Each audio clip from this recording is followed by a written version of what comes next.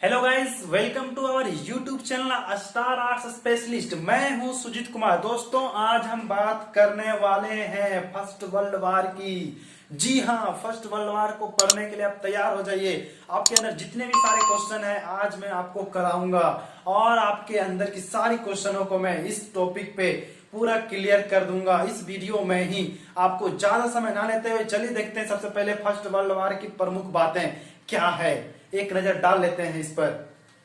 दोस्तों, यह युद्ध 1914 से लेकर के 1918 तक चला था, जिसको हम बोलते हैं फर्स्ट वर्ल्ड वार, प्रथम विश्व युद्ध। ठीक है, क्लियर। जो दोस्तों पहला पॉइंट देखिएगा, 28 जुलाई 1914 से 11 नवंबर 1918 तक यह युद्ध चला था। इसकी राइट टाइम यही था। ठीक है। और सेकेंड पॉइंट दोस्तों कहेंगे कि इसको हम ग्रेट वार भी कहते हैं। जी हाँ दोस्तों, ग्रेट वार भी कहते हैं, मतलब कि महायुद्ध भी कहते हैं। थर्ड पॉइंट देखिएगा दोस्तों, यह युद्ध मित्र राष्ट्रों और धुरी राष्ट्रों के बीच में हुआ था। तो सबसे पहले बनता है दोस्तों कि अलायंस मैनली में कौन था, सेंट्रल पावर मैनली में कौन कौन था। तो देखते हैं मित्र राष्ट्रों में जो था हमारा देश था और यूरोप का, वह था फ्रांस, ग्रेट ब्रिटेन, रसिया, इटली, जापान। ठीक है। और 1917 से यूनाइटेड स्टेट भी इसमें आ गया था। ठीक है, मित्र राष्ट्रों की ओर से युद्ध में आ गया था। ठीक है। अब धुरी राष्ट्रों सेंट्रल पावर मैनली से कौन कौन था, जर्मनी, ऑस्ट्रिया, हंगरी एंड तुर्की और फिर बल्गारिया भी बोल सकते हैं, यह भी इसके साथ में था। अब आपके माइंड में क्वेश्चन होता है कि भाई युद्ध कहां पर हुआ था, प्लेस तो कोई होगा ना। तो दोस्तों पहले बता देता हूं, 4 पॉइंट में दोस्तों हमारा प्लेस जो है यह था, युद्ध हुआ होने का जो जगह था उसको बोलते हैं यूरोप था, अफ्रीका था, अफ्रीका और मध्य यूरोप। ठीक है, मध्य पूर्व। आंशिक रूप में देखा जाए तो चीन और प्रशांत द्वीप में हुआ था। ठीक है दोस्तों, यह युद्ध एक ऐसा युद्ध था जो तीनों क्षेत्रों में हुआ था। मैंने कि यह युद्ध जल, थल, आकाश। थल मतलब कि भूमि पर, जल मतलब कि पानी, आप लोग समझ ही रहे होंगे, समुद्रों में, और आकाश मतलब कि हवाई जहाजों के द्वारा हुआ था युद्ध। ठीक है। और देखते हैं इसके नेक्स्ट पॉइंट क्या है दोस्तों।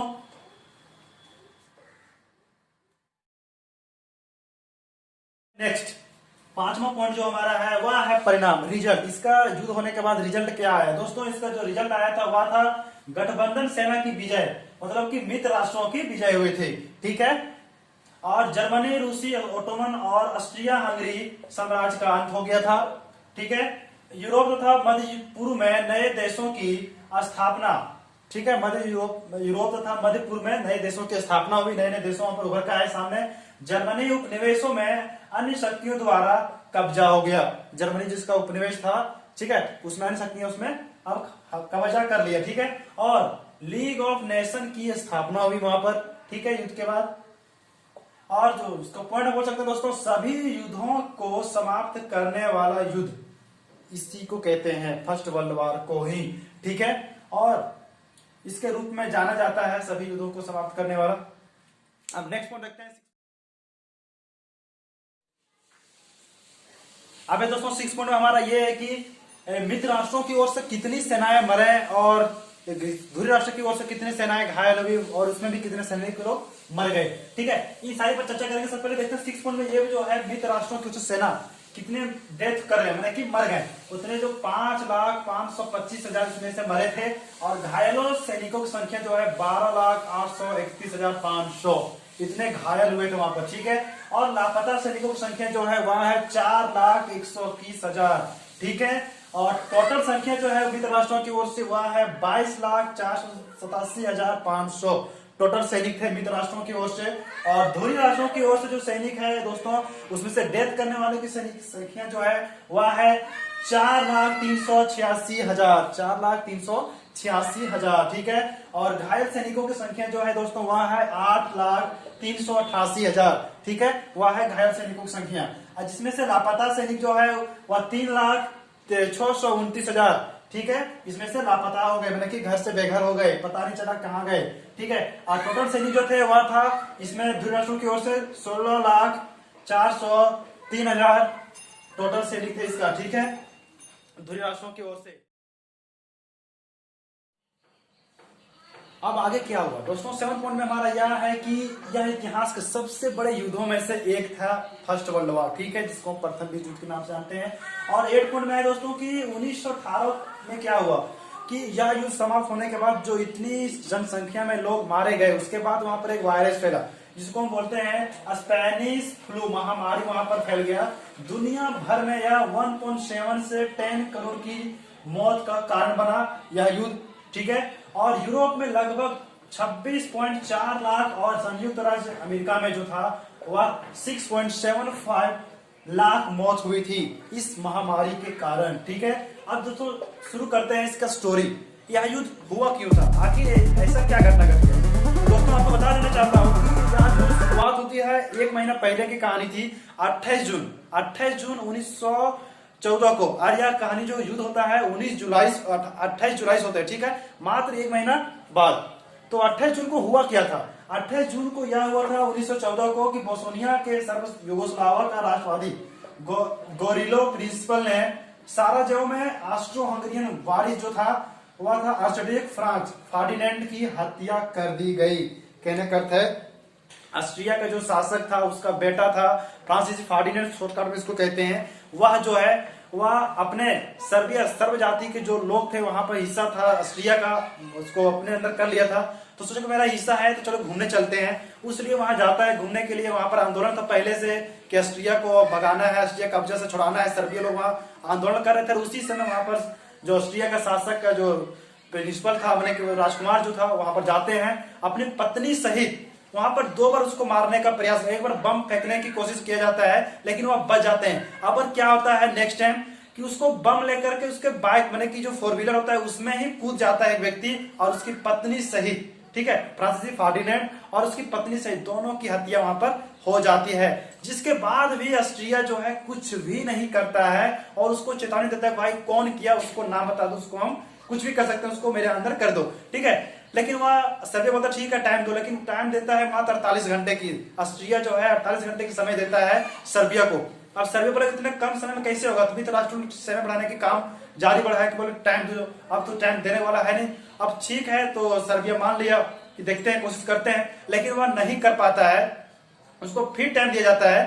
तो 1 महीना तक वह कुछ नहीं करता है। जो सर्बिया है वह न्यायालय के हेग में जाता है, ठीक है, अंतरराष्ट्रीय न्यायालय में हेग तक पहुंचाता है भाई ऐसे बात हो गया है, मेरे को ऑस्ट्रिया दबाव डाल रहा है, ये करना है वो कर देंगे, बताओ जल्दी। ऐसा करके जो बताते हैं तो सर्बिया बोलता है ठीक है कुछ करता हूं, अंतरराष्ट्रीय न्यायालय उसको बोलेगा ठीक है फैसला लेता हूं, अब क्या करेगा। लेकिन जर्मनी बोलता है कि अब तो युद्ध होगा नहीं, मैटर शांत हो गया। लेकिन ऐसा मैटर शांत हुआ नहीं। 28 जुलाई आते आते अब ऑस्ट्रिया क्या किया कि सर्बिया के बॉर्डर पर सैनिक भेजना चालू कर दिया और ऑस्ट्रिया जो लोग थे वहां पर वह खुशी मनाना चालू कर दिया, लगता है कोई बहुत महान कार्य हो रहा है, ठीक है, और बहुत खुशी मनाना, चलो मेरा प्रिंसिपल जो राजकुमार था उसका बदला लेगा मेरा शासक। ऐसा करके वहां पर ऑस्ट्रिया में खुशी मनाई जा रही थी, ठीक है। अब 28 जुलाई को 1914 को यह युद्ध शुरू होती है। और जब ऑस्ट्रिया जब सर्बिया पर युद्ध करता है तो सर्बिया की ओर से रूस का मदद मिलता है और जब ऑस्ट्रिया जब आता है युद्ध में तो जर्मनी का मदद मिलता है। इसी प्रकार से सभी यूरोप के लोग आपस में मिलते जाते हैं, मित्र राष्ट्रों की ओर से, ध्रुव राष्ट्रों की ओर से। हमने आपको पहले बता चुका हूं कि मित्र राष्ट्रों की ओर से कौन कौन से शासक थे और ध्रुव राष्ट्रों की ओर से कौन कौन शासक थे। चलिए एक बार और बता देता हूं कि ध्रुव राष्ट्रों की ओर से दोस्तों मात्र 4 ही देश थे, वह था ऑस्ट्रिया, जर्मनी, बुल्गारिया या फिर तुर्की बोल सकते हैं, ठीक है। और जो मित्र राष्ट्रों की ओर से दोस्तों वह था हमारा फ्रांस, इंग्लैंड, ग्रेट ब्रिटेन और हमारा था सर्बिया, रूस, रशियन, ठीक है। यह सभी देश एक दूसरे से लेकर के एक दूसरे के पार्टी में आ गए। और 1917 में जानते हैं कि अमेरिका जो है 1917 में आया था, नवंबर के महीने में 1917 में आया और युद्ध को पूरा फिनिश करके वह चला जाता है यूएसए, जिसको बोलते हैं यूनाइटेड स्टेट, ठीक है। अब देखते हैं नेक्स्ट पॉइंट, इसमें आगे क्या हुआ।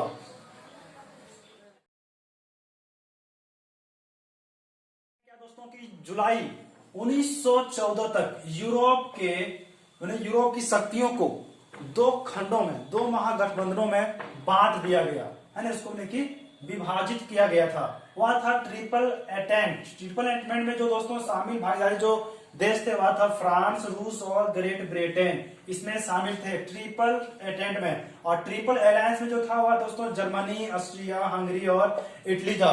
दोस्तों एक बात और बता देना चाहता हूं कि ट्रिपल अलायंस में इटली जर्मनी के साथ ही था, लेकिन जब युद्ध शुरू हुआ, जर्मनी और ऑस्ट्रिया जब युद्ध में चल गए और देखा इटली ने यहाँ पर उसके गद्दारी किया और बोल देखा भाई तो जर्मनी हारने वाला है, अब तो मैं इसके साथ जाता हूं तो मेरे को हार का सामना करना पड़ेगा।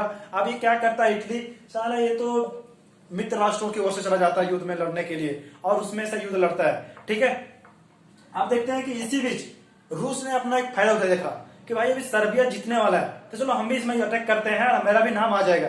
तो इसमें क्या करता है कि रूस जो है उस सर्बिया को वापस लेने की कोशिश करता है, आवश्यकता महसूस करता है। 28 जुलाई को वाकई का ऑस्ट्रिया हंगरी के बीच बेलग्रेड की सर्बिया राजधानी पर वह गोली बारूद शुरू कर देती है। वो अभी माने कि जब ऑस्ट्रिया जो है सर्बिया की ओर से सर्बिया में युद्ध शुरू कर दिया तो रूस जो है सर्बिया की मदद करने के लिए उसके बेलग्रेड जो राजधानी था वहां पर आया और सर्बिया की ओर से ऑस्ट्रिया को अपोजिट साइड दोनों लड़ना शुरू कर देते हैं। ठीक है, तो यहाँ पर हमने देखा कि इटली जो है गद्दारी करता है, ट्रिपल अलायंस में जर्मनी के साथ होता है, जब युद्ध होता है तो वह मित्र राष्ट्रों की ओर से पहुंच जाता है युद्ध करने के लिए। ठीक है, अब इसका देखते हैं नेक्स्ट पॉइंट।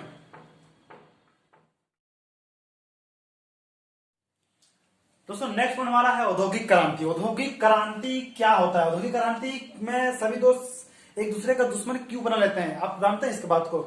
नहीं जानते हैं, बता देते हैं कि औद्योगिक क्रांति जो है, औद्योगिक क्रांति के कारण सभी बड़े देश माने कि बिग कंट्रीज, ठीक है, ने ऐसे उपनिवेश चाहते थे, माने कि वह अपने को चाहते थे कि जहां से वह कच्चा माल को पा सके और सभी उनके देश में बनाई गई मशीनों से बनाई हुई चीजें बेच सके। ठीक है, और धीरे धीरे क्या हुआ कि वहां पर शस्त्रीकरण बढ़ता चला गया औद्योगिक क्रांति के कारण ही। दोस्तों यह बात बता देना चाहता हूं कि औद्योगिक क्रांति जब शुरू होती है ना तो बस हर देश चाहता है कि मेरे ही देश में इतना कुछ हो कि दूसरे देश में जाकर के महंगा वस्तु के बेचें, या फिर ऐसे देशों की तलाश रहते हैं कुछ देश को हड़प लें और वहां पर से औद्योगिक क्रांति को हम खींचें और दूसरे देश में जाकर बेचें अपने पास यहाँ पर मनी को सबको इफिशिएंट कमाना चाहता है ना अधिक मात्रा में। तो औद्योगिक क्रांति कारण जो है वहां पर बड़े देश एक दूसरे का दुश्मन बनते चले गए। धीरे धीरे वहां पर बता देना चाहते हैं कि यूरोप जो है वह फ्रांस और इंग्लैंड ही था। ठीक है, इंग्लैंड जो था हमेशा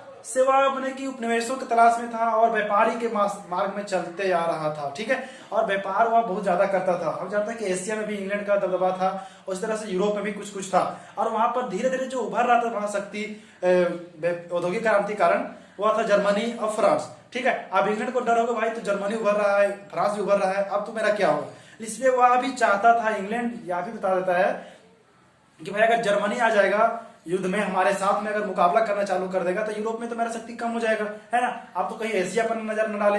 अब क्या हुआ कि रूस भी धीरे धीरे शक्तिशाली बढ़ते जा रहा था। तो जब यहाँ यूरोप में 1878 ईस्वी में जब बर्लिन कांग्रेस हुई तो रूस की कुछ शक्तियां जब छीन ली गई थी वहां पर, है ना, कुछ सीमाओं को छीन लिया गया। तो रूस जो है अब एशिया तरफ से अब सीमा में जो है की नजर वो डाल लेता है। अब एशिया तरफ हुआ सारा कुछ हस्तक्षेप करना चालू कर देता है। ठीक है, रूस की कहानी उधर होता है खत्म। अब जर्मनी और फ्रांस वहां पर एक दूसरे में टक्कर आ जाता है। तो जर्मनी हमेशा चाहता था कि भाई इंग्लैंड जो है वह फ्रांस का दोस्ती ना बने, इसलिए जर्मनी जो हमेशा है वह इंग्लैंड से दोस्ती बनाए रखता था। ठीक है, क्योंकि वही एक टक्कर दे सकता था जर्मनी को। ठीक है, और फ्रांस और जिस दिन इंग्लैंड हो गया दोस्ती उस दिन तो जर्मनी खत्म हो गया। यह बात समझ लो, इतना बिस्मार्क बता दिया था पहले ही। ठीक है, कहानी खत्म। अब देखते हैं आगे। जब धीरे धीरे जो है ना दोस्तों कि जब जर्मनी जब रुख में आया, पूरा मजबूत बनते गया तो सभी देश में जो है छटपटी हो गया, माने कि हड़बड़ाहट हो गई। बाप रे, जर्मनी क्या कर रहा है, जर्मनी पनडुब्बी बना रहा है, बंदूक बना रहा है, गोलीबार बना रहा है, बम बना रहा है। अब उसके देख रेख सैनिक तैयार कर रहा है, अपने देश मजबूत कर रहा था जर्मनी। अब उसके देखा देखी करके सारा देश क्या है कि जर्मनी अगर 500 सैनिक बनाता है तो सारा फ्रांस बनाएगा 10,000, वो अगर 10 बनाता है तो हम बनाएंगे 1 लाख। ऐसा करके सारा देश कंपटीशन में उतर गए। हमको बता देते हैं इतिहासकार बताते हैं कि जब देश पूरे यूरोप में शस्त्रीकरण बढ़ रहा था उसी समय यह हमें आगमा आ गया था कि यह युद्ध जो है होकर रहेगा, यह विशाल युद्ध होने की तैयारियां हो रही है, या कोई शांति होने की संभावना यहाँ पर नहीं है। युद्ध होगा, मारपीट होगा, खून खराबा होगा, तभी यह युद्ध समाप्त होगा या शस्त्रीकरण खत्म होगा। ठीक है, शस्त्रीकरण से देश आगे जाते हैं, अग्रसर हो जाते हैं युद्ध करने के लिए, सब दिखाना चालू कर देते हैं कि तो उसके पास तो 10 से ज्यादा, मेरे पास 20 सैनिक है, उसके पास 10 से बम है ना, मेरे पास 50 बम है। इस प्रकार से सामने जाते हैं लोग और एक दूसरे से अटैक करना स्टार्ट भी कर देते हैं। ठीक है, और आगे देखते हैं दोस्तों कि एक दूसरे की दुश्मन समझने लगते हैं। बड़े देश जो है वो समझते हैं बाप रे उसके पास तो 5,000 है ना, चलो उससे ज्यादा बनाते हैं, हम 10,000 बनाएंगे। इस वजह से दूसरे जो देश है वह एक दूसरे का दुश्मन समझना चालू करते हैं, इनेमी समझना चालू करते हैं। और यूरोप में क्या था कि अविश्वास जो था बढ़ता जा रहा था। ठीक है, अविश्वास बढ़ता जा रहा कि वहां पर एक दूसरे पर भरोसा नहीं किया जा सकता कि भाई मेरा बगल वाला देश अच्छा है, उस पर भरोसा करके हम कुछ भी कर सकते हैं। वहां पर ऐसा कोई विश्वास नाम कोई चीज नाम नहीं रह गया था। ठीक है, जो किसी पर बिलीव कर सके। ठीक है, अब देखते हैं दोस्तों कि प्रारंभ में जो है ना कि जर्मनी की ही जीत होती है। ठीक है, प्रारंभ में बहुत सारे क्षेत्रों में वह बहुत सारे जीत जाता है, यहाँ तक कि फ्रांस के कुछ सीमाओं तक घुसता है, लेकिन फ्रांस उसका मुकाबला कर लेता है। ठीक है, ऑस्ट्रिया पर तो मैंने कि सर्बिया पर तो जीत ही सकता था, लेकिन जब रूस का उसमें जाता है, हाथ आता है, तो फिर ऑस्ट्रिया भी वहां पर हारना चालू कर देता है। तो वहां पर क्या आता है दोस्तों कि जो रूस है 1917 में वो बाहर आ निकल जाता है, क्योंकि रूस में ही खुद का क्रांति स्टार्ट हो जाता है। इसलिए 1917 में वह रूस जो बाहर हो जाता है और अमेरिका जो है प्रवेश कर जाता है युद्ध में। ठीक है, अब देखते हैं कि दोस्तों जब जर्मनी की जीत होती है तो फिर हारती क्यों है? क्योंकि जो है ना दोस्तों, हम बता दिए पहले कि जो इटली जो है वह मित्र राष्ट्रों की ओर से था, जर्मनी को कहीं से कुछ मिलता नहीं था। और दोस्तों फर्स्ट वर्ल्ड वॉर में भारत की भी बहुत सारी भूमिकाएं निभाती है, क्योंकि मित्र राष्ट्रों की ओर से अमेरिका का भी सहयोगी था। ठीक है, इंग्लैंड का भी सहयोगी था और भारत का भी प्रमुख रूप से उसमें सहयोगी था। ठीक है, और जर्मनी की तरफ से कौन था? बुल्गारिया था, तुर्की था। तुर्की तो बहुत सारा मर गया था, उसको यूरोप का मरा हुआ देश कहा जाता था, है ना, साम्राज्य कहा जाता था। तो तुर्की कुछ कर नहीं पाता, तुर्की और बुल्गारिया जो समाप्त हो गया, ऑस्ट्रिया भी कुछ समय तक लड़ा, वो भी समाप्त हो गया। इटली तो साथ दिया नहीं। अब बचा जर्मनी। जर्मनी कब तक टिकता रहा बेचारा, अकेला था वो, है ना। आगे देखते हैं कि इसी प्रकार जो है ना जर्मनी जो है अनेक व्यापारी जहाजों को डुबोया जाता था, डुबोया करता था वो, माने कि इंग्लैंड तरफ से जितना भी पनडुब्बी था वह सा डुबाता था। एक बार यूं ही घटना घटा कि जर्मनी ने इंग्लैंड की लुसिटीनिया जहाज को डुबो दिया, जिसमें अमेरिकी सवार थी। अमेरिकी माने कि कुछ जन वहां पर सवार थे, व्यक्ति सवार थे उसमें, और उसको डुबो दिया।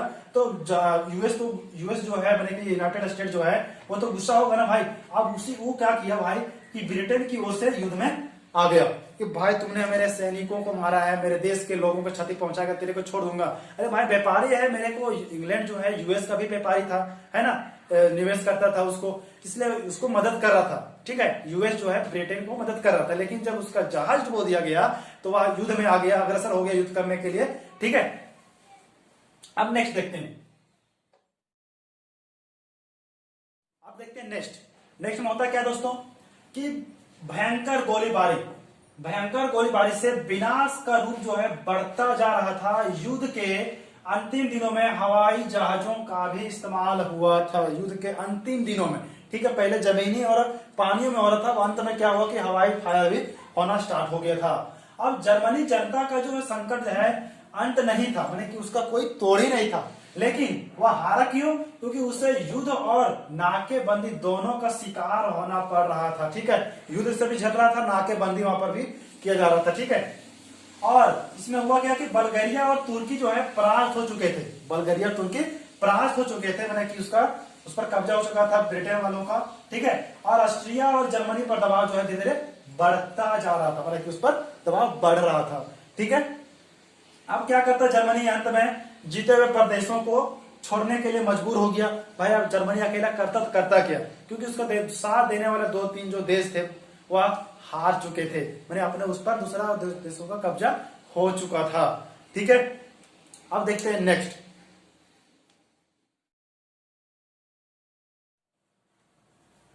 अब क्या आता दोस्तों वहां पर कि अंत में जर्मनी की शक्तियों का कम हो जाने के बाद, कम हो जाने के कारण वहां के लोग भी थे उसको नकारने लगे और जर्मनी के घुटने टेकने के लिए बाध्य हो गया।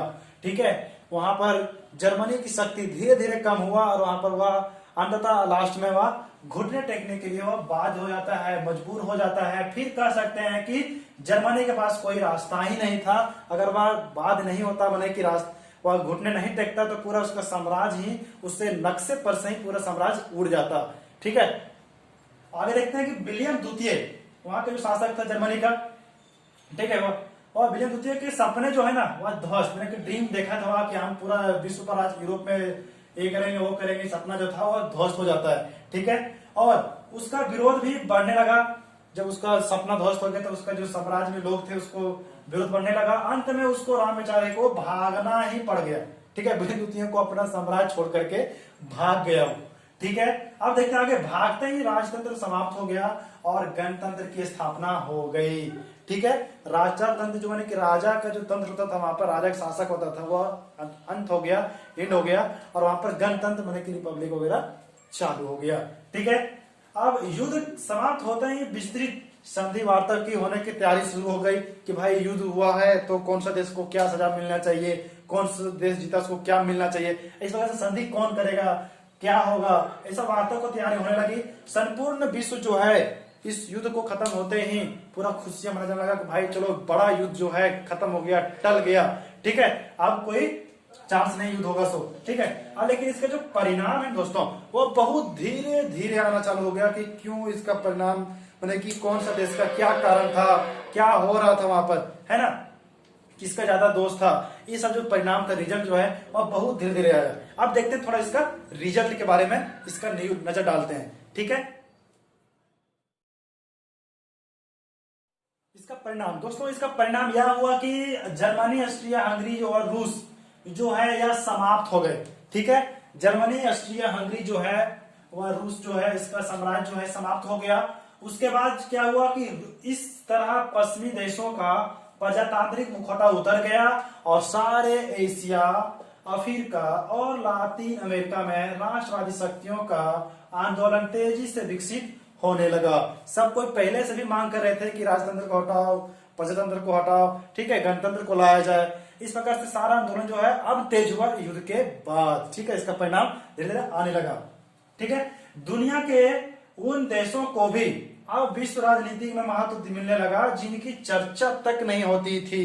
ठीक है, माने कि छोटे देशों का भी अब सामने आने लगा कि उसका क्या प्रॉब्लम, भाई तुम इतना निराश क्यों, उसको भी पूछा जाने लगा, जो पहले चर्चा ही नहीं होता था छोटे छोटे देशों का। ठीक है, और हम जानते हैं कि युद्ध के बाद बहुत सारे देश तो उभर के आया, मैंने कि उसका पुनर्गठन हुआ, मैंने कि फिर से मैंने कि उसका नया उद्धार हुआ, नया नाम रखा गया। ठीक है, नया साम्राज्य बना। ठीक है, और अमेरिका की वास्तविक शक्ति का उद्घाटन हुआ इस युद्ध में। ठीक है, अब उसे दुनिया की महान शक्ति माना जाने लगा। दुनिया का सबसे महान शक्ति जो है सबसे पहले अमेरिका बना था 1918 में। ठीक है, यह प्रथम विश्व युद्ध के बाद। ठीक है, जब उसको पूरा जर्मनी को हिंड कर दिया, जर्मनी पूरा तहलका मचा चुका था पूरा इंग्लैंड मैंने यूरोप में, जब उसको हिंड कर दिया, मैंने समाप्त कर दिया, उसको घुटना टेबल से टिका दिया, तो उसको महाशक्ति के रूप में माना जाने लगा। ठीक है, आगे देखते हैं। अब मैंने कि कोई भी छोटे देश जो है अब टिमटिमा नहीं सकता है। कहने का शाब्दिक अर्थ यही है कि अब कोई भी देश उसके सामने कुछ भी नहीं बोल सकता है। ठीक है, उसके अगर कोई आएगा तो भाई अमेरिका है, कुछ भी कर देगा, उड़ा देगा, नक्शे से उड़ा देगा, इतना हमारा पावरफुल है वो। ठीक है, आप देखते हैं आगे इसकी क्या पॉइंट है। ठीक है, अब क्या दोस्तों कि दुनिया के शोषित माने कि जो बहुत नीचे था, शोषित माने कि आर्थिक स्थिति सही नहीं रहना। ठीक है, शोषित प्रताड़ित देशों में आशा की किरण पैदा हो गई।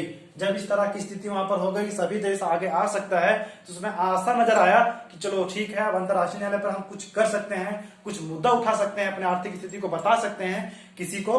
तो आप सभी देश जो है क्या हुआ, सभी देशों में कि गिरे हुए देशों का भी जो आशा वहां पर किरण पैदा हो गई, नजर आने लगा। युद्ध काल में अंतरराष्ट्रीय सहयोग का महत्व स्पष्ट हुआ था। ठीक है, इतिहास ने सबक दिया था कि होली अलायंस और यूरोपीय व्यवस्था जैसा कारागार नहीं होता। कि हम जानते हैं पहले कि होली अलायंस हुआ था और कंसेप्ट ऑफ यूरोप, ऐसा जो संगठन हुआ था छोटे मोटे स्तर पर, वह कोई सफल नहीं हो सकता है। ठीक है, जो चोरी छुपे होता है वह सफल नहीं हो सकता है और पूरे यूरोप या पूरे देश को बिगाड़ सकता है। ठीक है, अगर होता है तो। ठीक है, इसी बीच क्या होता है कि अमेरिका ने राष्ट्रसंघ की स्थापना हो जाती है। ठीक है, राष्ट्रसंघ की स्थापना हुई, सफल नहीं रहा, लेकिन कहने का अर्थ है कि भाई इतने बड़ी मात्रा में जनसंख्या की हानि हुई है, मृत्यु हुई है, और कितने तो अपने के घर से बेघर हो गए, और उस स्थिति में सभी को जोड़ने और सभी देशों को आगे आने की एक संगठन बनता है, यह कितनी बड़ी बात है।